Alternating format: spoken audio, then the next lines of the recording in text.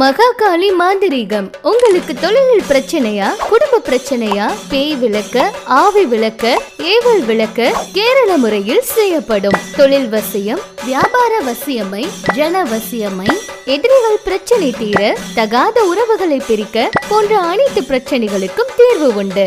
செங்கல்பட்டு மாவட்டம் செய்யூர் அருகாமையில் அமைந்துள்ள மகாகாளி மாந்திரீகம். தொடர்புக்கு சுவாமி 8428851015 and 9659097040.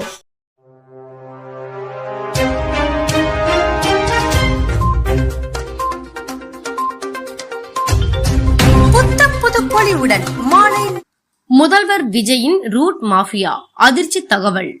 தமிழக அரசியல் வரலாற்றில் தனித்து நின்று மாபெரும் வெற்றியை கண்டுள்ள நடிகர் விஜயின் பிரம்மாண்ட தேர்தல் வெற்றிக்கு பின்னால் வெறும் மக்கள் செல்வாக்கு மட்டுமல்ல, ஒரு மிகப்பெரிய டிஜிட்டல் மாயாஜாலமும் ஒளிந்திருப்பதாக தேசிய ஊடகங்கள் தற்போது அதிரடி புகார்களை கிளப்பியுள்ளன. ரூட் மாஃபியா என்று அழைக்கப்படும் இந்த அதிநவீன டிஜிட்டல் மோசடி குறித்து முன்னணி தேசிய ஊடகங்கள் வெளியிட்டுள்ள ஆதாரங்கள் தமிழகத்தையே அதிர வைத்துள்ளன.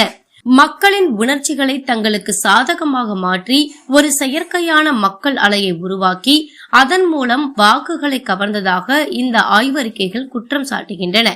இது வெறும் தேர்தல் பிரச்சாரம் அல்ல, ஒரு திட்டமிடப்பட்ட டிஜிட்டல் மூளை சலவை என்று ஊடகவியலாளர்கள் இதனை வர்ணிக்கின்றனர்.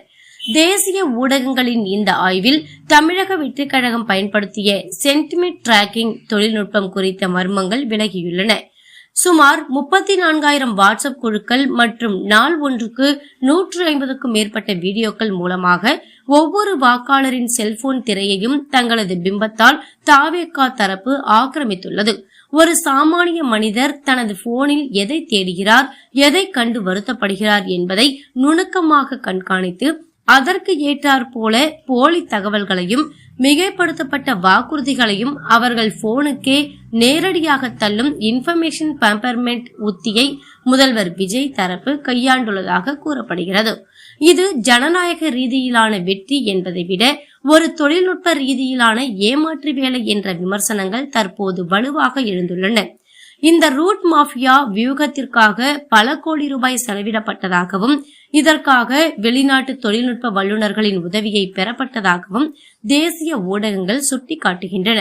மக்களின் உண்மையான தேவைகளை விட அவர்களது மனநிலையை மென்பொருட்கள் மூலம் சிதைத்து வாக்குகளாக மாற்றுவது ஒரு ஆரோக்கியமான ஜனநாயகத்திற்கு மிகப்பெரிய ஆபத்து என்று அரசியல் விமர்சகர்கள் எச்சரிக்கின்றனர். குறிப்பாக நடுத்தர மற்றும் ஏழை எளிய மக்களின் அறியாமையை பயன்படுத்தி அவர்கள் பார்க்கும் வீடியோக்கள் மூலமாகவே ஒரு மாய உலகத்தை உருவாக்கியது எப்படி என்பது குறித்த விரிவான ஆதாரங்களை இந்த ஊடகங்கள் பொதுவெளியில் வைத்துள்ளன.